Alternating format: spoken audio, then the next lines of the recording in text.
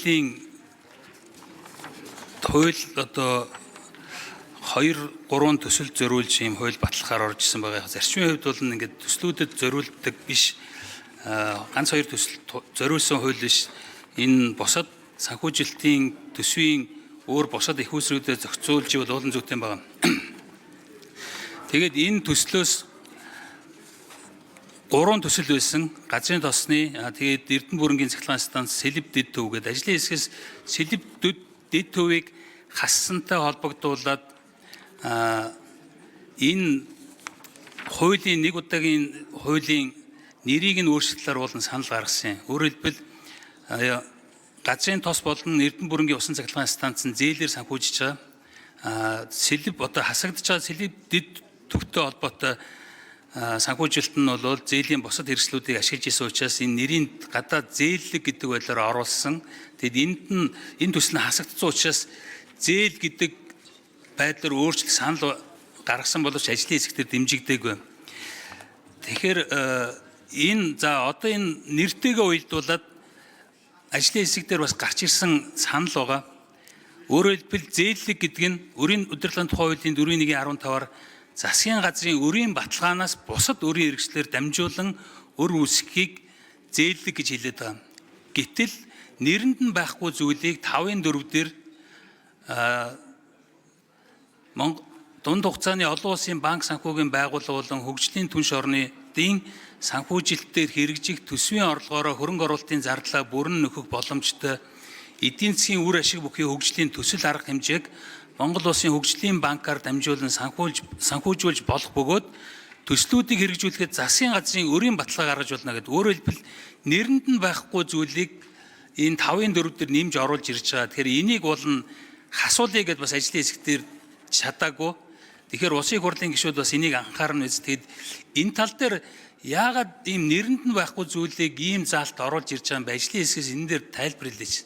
Тэгэхээр эн чинь хуулийн хоорондоо зөрчилдөд асуудал үүсэх юм шиг. Уул энэ хуулийн бас хурдан явуулаад энэ төслүүдийн бас явуулах шаардлага байгаа. Гэхдээ энэ өөрөө хуулийн хоорондоо зөрчилдсөн нэрэндээ байхгүй зүйлийг дотор нь нэмж оруулаад сангийн яам нь болохоор ажлын хэсгээр асуухаар энэ манай оруулаагүй санал байна гэж. Тэгэхээр сангийн яам мэдээгүй саналыг хаанаас нь хэн оруулаад яагаад ийм зөрчилтэй санал оруулж байгаа гэдэг талаар хариулт өгөөч.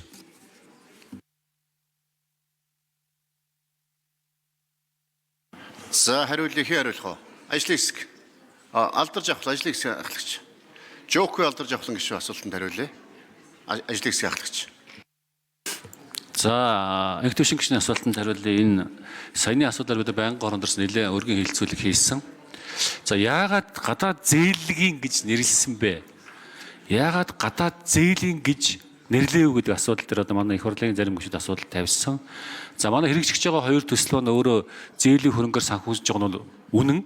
Гэхдээ гадаад дотоод нөхцөл байдал үнийн өсөлт бий болж болзошгүй байгаа учраас бид нар төслүүд дээр бас үнэт цас гарах, бонд гарах нөхцөлийг ирээдүйд бүрдэж магадгүй гэж үзээд зээллэг гэдэг ерөнхий хэллэг авсан.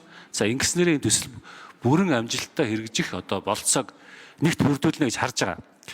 За хоёрдугаар тэр хөгжлийн банкны асуудал дээр бол одоо манай ажлын хэсгүүдээс гаргасан санал, ажлын хэсгээс гаргасан санал. За энэ санал байнгын хорон дээр дэмжигдсэн. За гэхдээ бид нар өнөөдөр их төвшин гисэний саналыг аваад эцсийн хэлцүүлэг дээр гүйцэн босрох чиглэл авъя гэсэн бодолтой байгаа. Энэ дээр одоо их хурлын гишүүдийн саналыг авч дахин сайн ярилцъя гэсэн юм бодолтой байгаа.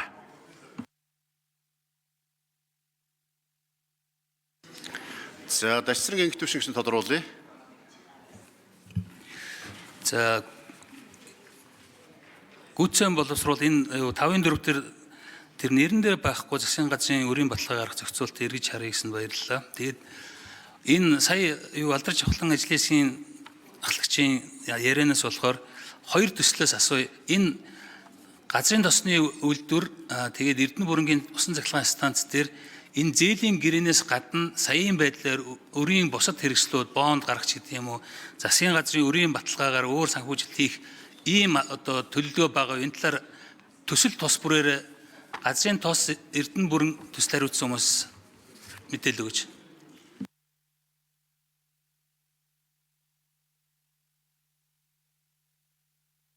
За ажлын хэсэг Жокгүй алдарч явахлан гишүүн. Тэндээс хэн хариулах вэ? Дэлгэр жаргал дараа хариулах уу? За сангийн ам 3 номерын дээр. Их төвшин гишүүний асуултанд хариулъя. Сангийн ам хөгжлийн санхүүжилт хөрөнгө оруулалтын газар дэлгэр жаргал. За Эрдэнэ бүрэнгийн усан цахилгаан станц, газрын тос боловсруулах үйлдвэрийн хувьд бол өрөө удирдлагын тухай хууль, тогтвортой байдлын тухай хуулиар улсын хурлаар хоёрхан батлагдсан гэрээ хэлцээртэй. Өөрөөр хэлбэл яг санхүүжилтийн их үүсвэр нь гадаад зээлийн их үүсвэр байгаа.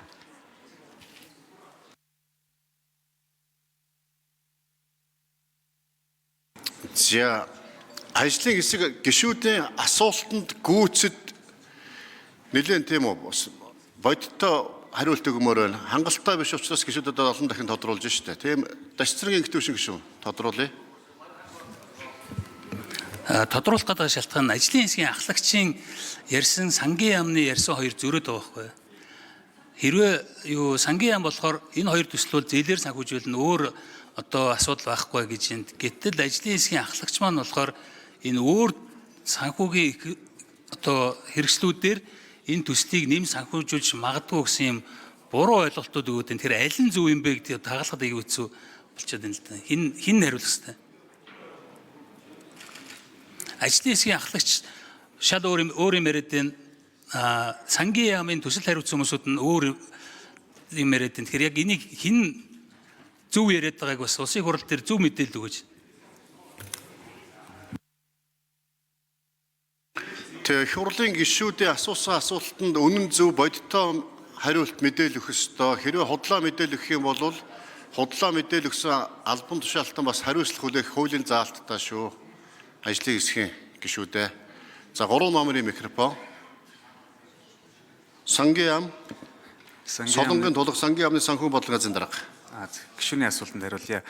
Хоёр төслийн хувьд бол нэг төвшин гишүүний. Энэ дээр бол яг засгийн газрын хөнгөлтэй зээлийн хилцээр явж байгаа болохоор энэ дээр бол өөр одоо үрийн хэрэгсэл ашиглах бол шаардлага байгаа. Тэнцээ орж байгаа хуулийн заалтан дээр бол дунд хугацаанд засгийн газрын гадаад зээлхийг авч ашиглах юм бол одоо энийг хөгжлийн банкар дамжуулнаа. Хөгжлийн банкар дамжуулах юм бол засгийн газрын баталгаа ашиглаж болно гэсэн ийм агуулгаар хуулийн төсөл бичигдсэн юм болов уу гэж харж байгаа. Одоо бол манай гэрээ байгуулсан авч ашиглаж чадаагүй байгаа засгийн газрын гадаад зээлийн үлдэгдэл маань өөрөө 14 их найд хүрсэн байгаа. Бид нэр төсөв дээр жил болгон ашиглалтаар бол 1.5-аас 1.2 их найдын ашиглалт гарч байгаа. Тэгэхээр цаашид бол ингээ гадаад зээлүүл яг ингээ засгийн газрын төсөв дээр тусаад ингээд явхлаар ашиглалт дээр бол одоо багтахгүй юм асуудал үүсэж байгаа учраас хөгжлийн банкар дамжуулъя. Тэгвэл гадаад зээлийн ашиглалтыг нэмэх зорилгоор засгийн газрын баталгаа гаргая. Баталгаа гаргахлаар мэдээж За Монгол хоолт хүүхдийн халамж нийгэмд үйлчлэх төрийн бус байгууллагын багш хүүхдүүд улсын их хурлын үйл ажиллагаа төрийн ордонтой танилцж байна. Та бүхнийхээ ажилд нь амжилт, амьдралд нь сайн сайхан бүхнийг хүсье. Сурлагын өндөр амжилт хүсье.